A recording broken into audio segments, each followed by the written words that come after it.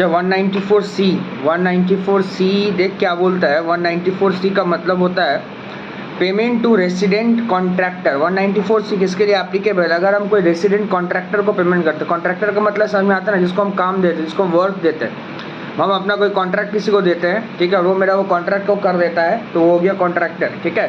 तो अगर हम किसी रेसिडेंट को पेमेंट करते हैं और अगर वो कॉन्ट्रैक्टर हो या सब कॉन्ट्रैक्टर हो, सब कॉन्ट्रैक्टर का मतलब क्या होता है? मान लो हम तुमको कॉन्ट्रैक्ट दिया, तुम वो कॉन्ट्रैक्ट किसी और को दे दिया, तो पेमेंट टू रेसिडेंट जो कि कॉन्ट्रैक्टर हो या सब कॉन्ट्रैक्टर हो, ठीक है, क्या कर रहा है? Work, carrying work including supply of labour, जिसमें लेबर वगैरह सब कुछ आता है, ठीक है। तो याद रखना, अगर तुम कोई कॉन्ट्रैक्टर को पेमेंट करता है और वो भी सिंगल, तुम अगर कोई कॉन्ट्रैक्टर को पेमेंट करता है और अगर वो रेसिडेंट है तो सिंगल कॉन्ट्रैक्ट के लिए 30,000, सिंगल कॉन्ट्रैक्ट के लिए 30,000, ठीक है। सिंगल कॉन्ट्रैक्ट के लिए थ्रेशोल्ड लिमिट है 30,000, ठीक है। टैक्स कितना परसेंट काटेगा? 1% ऑफ द पे, 1% काटेगा, ठीक है। और अगर मान ले ऐसे हुआ हम 30,000 ना दे के हम मतलब अब जैसे सिंपल सा बात है, हम बोले हैं कि 30,000 रुपये तक देने से टैक्स मतलब TDS नहीं करता है। क्या हुआ देख, हम 20-20 हज़ार करके 5 बार दे दिया, तो 20-20 हज़ार करके 5 बार दे दिया तो 1 लाख रुपया हो गया ना। क्योंकि हम कभी भी 30,000 को ऊपर 30,000 के ऊपर नहीं लेके जाना चाहते हैं, क्योंकि TDS काटना पड़ेगा, हम 30,000 के नीचे रख रहे हैं। तो इसलिए बोला है कि एग्रीगेट पूरा टोटल मिला के 1 लाख रुपया होना चाहिए। 1 लाख रुपया तक TDS नहीं कटेगा पर एनम साल भर का, और 1 लाख के ऊपर अगर गया तो 2% कटेगा, 1 लाख के ऊपर अगर गया तो 2%। तो याद रखना कि अगर कोई कॉन्ट्रैक्टर को पेमेंट किया जाता है तो सिंगल कॉन्ट्रैक्ट में 30,000 रुपया कटेगा, और सिंगल कॉन्ट्रैक्ट में 30,000, और एग्रीगेट पूरा टोटल मिला के टोटल में 1 लाख रुपया पर एनम, 1 लाख रुपया पर एनम, ठीक है। बात समझ में आया क्या बोले? अब ध्यान से सुन, मेरा बात सुन। 1% जो कटेगा, 1% इंडिविजुअल और HUF का कटेगा, 1% इंडिविजुअल और HUF का कटेगा, ठीक है। 1% इंडिविजुअल और HUF, और 2% जो कटेगा वो अदर पर्सन। अदर पर्सन में कौन आता है? अदर पर्सन में आता है तुम्हारा इंडिविजुअल और HUF को छोड़ के कंपनी हो गया, association of person, body of individual. समझ में आ गया ना बात क्या बोले? माने तो सीधा सा बात, कॉन्ट्रैक्टर को अगर हम पेमेंट करेंगे, कॉन्ट्रैक्टर को, अरे बाबा थोड़ा शांति, कॉन्ट्रैक्टर को अगर हम पेमेंट करेंगे, ध्यान से याद रखना, कॉन्ट्रैक्टर को अगर हम पेमेंट करेंगे तो 30,000 तक TDS नहीं कटता है, सिंगल पेमेंट पर 30,000 तक, और अगर 30,000 के ऊपर गए तो 1% कटेगा, 1%। समझ में आया बात क्या बोले? 30,000 के ऊपर अगर गया तो 1%, ठीक है। ये है तेरा 1% है इंडिविजुअल HUF के लिए। अच्छा, उसके बाद 1 लाख रुपया एग्रीगेट है, 1 लाख रुपया एग्रीगेट 2%, एग्रीगेट 1 लाख रुपया तक जो होगा, 1 लाख के ऊपर मैंने ऑल टोटल, जैसे मान लिया ऐसा टैक्स प्लानिंग हम किए, हम बोले देखिए 30,000 तक तो देंगे तो TDS, 30,000 का ऊपर जाएंगे तो TDS कटेगा। तो एक काम करिए, आप 20-20 हज़ार करके मेरे को दीजिए तो TDS नहीं काटना पड़ेगा। अब 20,000 करके हम 6 बार ले लिए तो 1,20,000 हो गया, तो 1 लाख से ऊपर चला गया, बस TDS कट जाएगा 1%। समझ में आ गया ना बात क्या बोले? तो अगर 30,000 तक जो है, 30,000 तक TDS सच में माफ है वो सिंगल पेमेंट में, लेकिन अगर पार्ट करके पेमेंट करेंगे और 1 लाख का ऊपर चला जाएगा तो TDS कटना स्टार्ट हो जाएगा, लेकिन वो साल भर का है ओवरऑल, ठीक है, ओवरऑल का लिमिट है, ठीक है, समझ गए यहाँ तक। तो 1% किस पे कटेगा? इंडिविजुअल और HUF, 2% अदर पर्सन, ठीक है। अच्छा, 1% कटता है, 1% कटता है और 2% अदर इंडिविजुअल के लिए, ठीक है। ओवरऑल लिमिट 1 लाख और सिंगल पेमेंट का लिमिट है 30,000, समझ गए। अब नेक्स्ट बात सुनेगा ध्यान से, एग्जेम्पशन में कुछ बोला, क्या बोला सुन। Payment to a contractor in transport business who owns 10 और लेस, 10 और लेस का मतलब होता है 10 होने से भी और 10 से नीचे होने भी, goods carriage at any time during the previous year if the contractor furnishes a declaration to that effect along with the pen। सुन, अगर किसी भी कॉन्ट्रैक्टर के पास 10 या उससे कम लॉरी या गाड़ी जो भी होता है जिसको लेके वो कैरेज का काम करते हैं, 10 या उससे नीचे अगर लॉरी ट्रक जो भी रहता है उससे कम अगर रहता है तो उस पर TDS नहीं कटेगा। समझ में आया बात क्या बोले? अरे तू एक कॉन्ट्रैक्टर है, तेरे पास 10 या उससे नीचे लॉरी है, ठीक है, तो तेरे ऊपर में TDS नहीं कटेगा। नेक्स्ट बात, payment by individual HUF exclusively. बार बार हम एक चीज़ बोले, TDS कभी भी पर्सनल पर्पस के लिए कोई चीज़ इस्तेमाल कर रहा है उस पर TDS नहीं कटेगा। जैसे मान ले हम तेरा घर में आया पर्सनल सर्विस देने के लिए तेरे को, तो तू TDS मत काटेगा। उसी तरह से आप अगर अपना कॉन्ट्रैक्टर से पर्सनल काम करवा रहे हो तो TDS मत काटना। नेक्स्ट बात, TDS जो कटेगा GST ऐड होने वाला जो अमाउंट है उससे पहले। मान ले कॉन्ट्रैक्टर को तू पेमेंट किया 30,000, GST कटा 10%, तो 3,000 33,000 होता है, TDS कटेगा 30,000 पर। ये बात हम लोग बार बार समझते हैं, बार बार हर प्रोविजन में ये चीज़ पढ़ते हैं, ठीक है। No TDS if contractor uses his own raw material, यदि अपना रॉ मटेरियल यूज करेगा, अपना रॉ मटेरियल यूज करेगा तो टीडीएस नहीं कटेगा for supplying product to the contractee. In other cases TDS would be applicable in gross amount excluding value of raw material. TDS नहीं कटेगा, अपना रॉ मटेरियल देते हैं, अदर केसेस में रॉ मटेरियल वाले पे टीडीएस नहीं कटेगा, बाकी सब कुछ पे टीडीएस कटेगा। समझ में आ गया? अच्छा अब नीचे आ, क्या लिखा देख। अच्छा वर्क, हम जो बोले ना कॉन्ट्रैक्टर को क्या देंगे, वर्क। वर्क का डेफिनेशन क्या बोलते हैं, सुन वर्क का डेफिनेशन बोलता है, वर्क में एडवर्टीजमेंट आता है, broadcasting and telecasting including production programme for such broadcasting और टेलीकास्टिंग, कैरेज गुड्स आता है लेकिन अदर देन रेलवे वाला, कैटरिंग सर्विस भी आता है वर्क में, मैन्युफैक्चरिंग और सप्लाइंग और product according to the requirement और specification of a customer. Customer जो चीज़ मांग रहा है, जैसा रिक्वायरमेंट है वैसा सामान दो, तो उसको भी वर्क बोला जाता है। Bye using material purchase from customer, अच्छा जो मटेरियल परचेस होगा वो कस्टमर का है। देख हम बार बार बता रहे हैं, मटेरियल जो परचेस कर रहा है वो कस्टमर करके दे रहा है, तो उस पर टीडीएस मत काटना। लॉजिक बनता है, कस्टमर मेरे को सामान दे रहा है तो उस पर टीडीएस क्यों कटेगा, समझ रहे हैं ना? ठीक है। और it's associated being a person similar in relation to such person customer in the person relation, या ऐसा कोई पर्सन जिससे आप सामान ले रहे हो जो कस्टमर का एसोसिएट है तो मटेरियल पे टीडीएस नहीं कटेगा। But does not include manufacturing and supplying of product according to the requirement और specification by customer by using material purchase other than such customer और एसोसिएट सच कस्टमर। सीधा सा बात याद रखना, मटेरियल पे जो कस्टमर प्रोवाइड करेगा वो खुद से या एसोसिएशन से उस पर टीडीएस नहीं कटेगा। नेक्स्ट बात लिखा है, no TDS on contract of sale, sale पे टीडीएस नहीं कटता है, सेल पे टीडीएस नहीं कटता है। क्या लिखा देख नीचे, work shall not include manufacturing और supplying of a product according to the requirement of the specification of a customer by using raw material purchase from a person other than customer contract में। Work में customer जो अपना specification के हिसाब से जो चीज़ मांग रहा है उस पर टीडीएस नहीं कटेगा, उसको हम लोग वर्क का डेफिनेशन में नहीं लाते हैं, और वर्क का डेफिनेशन में नहीं लाने से उस पर टीडीएस नहीं करता है, सिंपल सा बात है।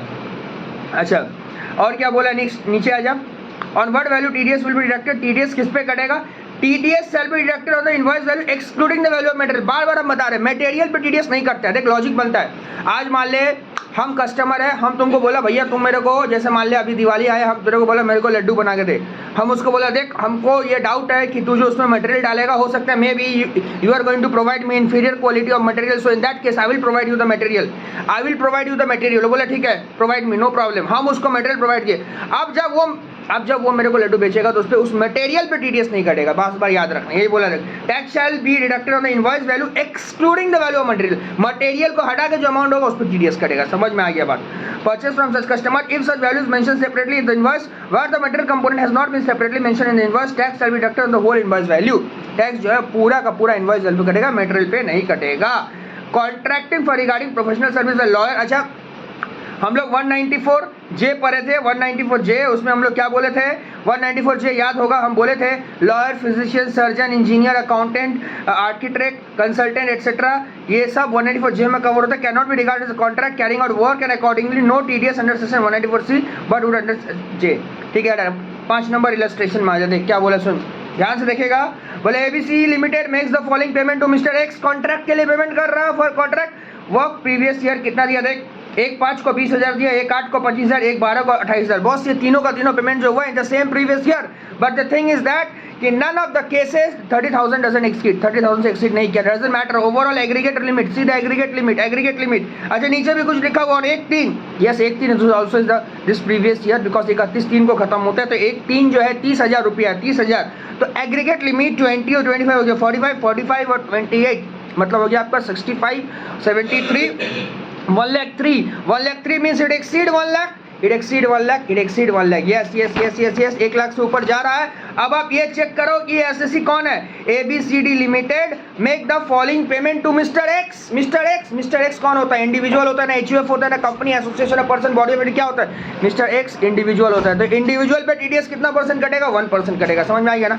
इंडिविजुअल पे टीडीएस 1% कटेगा, ठीक है, बार बार अरे बाबा प्रोविजन देख लेना, लिखा लो 1% कटेगा इंडिविजुअल में, 2% अदर पर्सन, अदर इंडिविजुअल और HUF में 1%, 2% में 2% कटेगा, बाकी जो भी है पर्सन का डेफिनेशन याद रहना चाहिए, association of person body of individual, HUF company form association of person, और लास्ट में था तेरा लोकल अथॉरिटी, इस सब पे 2% कटेगा। तो यहाँ पर कंपनी प्रोवाइड कर रहा है किसको, कंपनी प्रोवाइड कर रहा है मिस्टर एक्स को, तो 1% टीडीएस कटेगा। दादा 1,03,000 रुपया अमाउंट है, 1,03,000 का 1% कितना होता है निकाल ले, 1030 टीडीएस कटेगा, 1030 टीडीएस कटेगा अंडर सेक्शन 194C। आंसर लिखो, आंसर लिखो जल्दी फास्ट। एग्रीगेट पेमेंट और ड्यू अमाउंट टू अच्छा 30,000। एक बच्चा बोलेगा कि भैया 30,000 से ऊपर नहीं जा रहा। अरे यार एग्रीगेट लिमिट चेक करो ना, एग्रीगेट लिमिट पर एनम का चेक करो, ओवरऑल लिमिट पर एनम का चेक करो, पर एनम का ओवरऑल लिमिट चेक करो, पर एनम है माहिती, पर एनम का ओवरऑल लिमिट चेक करो। समझ में आया? आंसर लिखो। एग्रीगेट पेमेंट राहुल उसको बंद कर दो। एग्रीगेट पेमेंट और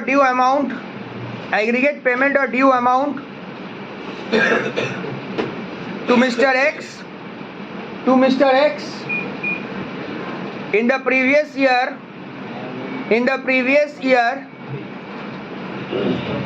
is rupees 1,03,000। 1,03,000 ब्रैकेट खोल, ब्रैकेट में लिख 20,000 प्लस 25,000 प्लस 28,000 प्लस 30,000। यस ये सारा का सारा पेमेंट जो हुआ है ये आपका जो प्रीवियस ईयर है 21-22 में हुआ। यू कैन चेक इट, 1/5 से पेमेंट स्टार्ट हुआ है। ठीक है, हाँ ब्रैकेट क्लोज कर दीजिए। देखिए which is exceeding 1 lakh, hence TDS is deductible at the rate 1%, as payee is an individual under section 194C। याद रखना 194C का मतलब contract. 194C TDS to be deducted is 1% of 1,03,000। TDS to be deducted is 1% of 1,03,000, that is 1030। ठीक है, clear है? अच्छा देखो 194C से पूरा ही मिलता जुलता 194M है। 194M क्या बोलते हैं सुन, 194M बोलता है, ध्यान से याद रखना, payment of certain sum by certain individual और HUF। ठीक है, इंडिविजुअल और HUF पेमेंट जो किया जा रहा है certain by certain individual HUF के द्वारा पेमेंट किया जा रहा है। ठीक है, अब ये टैक्स काटने वाला कौन हो सकता है? एनी पर्सन, इंडिविजुअल भी हो सकता है, HUF भी हो सकता है। ठीक है, इंडिविजुअल HUF सबको हो सकता है। समझ में आ रहा बात? सबको हो सकता है individual HUF, other than those who are required to deduct tax under section 194C, 194H, 194J। इसका मतलब ये होता है जो लोग 194C, H, J में कवर हो गया वो M में नहीं आएगा। जैसे कॉन्ट्रैक्टर आ गया, प्रोफेशनल्स आ गया। जो लोग 194C, 194H और 194J में TDS कटवा लिया है वो लोग 194M में मत आएगा। हम बार बार बता रहे हैं, यही लिखा हुआ है 194C, H, J में जो आ गया वो M में मत आना। Overall limit, threshold limit 50 lakh, tax rate 5%। समझ में आ गया बात क्या बोले? अब मेरा बात सुन, सवाल ये है कि 194M में किसका TDS कटेगा। ध्यान से सुन, पहला नंबर बात तो क्लियर हो गया, CH, J में जो TDS कटवा लिया वो M में मत आएगा, गलती से भी मत आएगा। समझ में आया बात क्या बोले? ठीक है, अब सुन मेरा बात सुन, ओवरऑल लिमिट 50 लाख, 5%। एक चीज़ और बताते हैं, सुन ले मेरा बात, ध्यान से सुन ले। ठीक है, सीधा सा बात कि जो CH, J में TDS कटवा लिया वो M में मत आना, नहीं कटवाया तो M में आके कटवा। समझ गया बात? सुन मेरा बात सुन, नोट्स में क्या लिखा हुआ, certain sum include any sum paid to resident. अगर रेसिडेंट को आप कुछ भी पेमेंट करते हो for carrying out any work including labour supply, carrying influence of a contract by way of commission, not being insurance commission नहीं, उसका अलग सेक्शन है, रेफर टू सेक्शन 194D, और ब्रोकरेज बाय फीस और professional service during the previous financial year. ठीक है, सीधा सा मतलब जो लोग CH, J में TDS नहीं कटवाया वो यहाँ आके TDS कटवाएगा। टैन यहाँ भी जरूरी नहीं है, बिना टैन का भी आप TDS कटवा सकते हो, बिना टैन का भी TDS कटवा सकते हो। समझ में आया बात क्या बोले?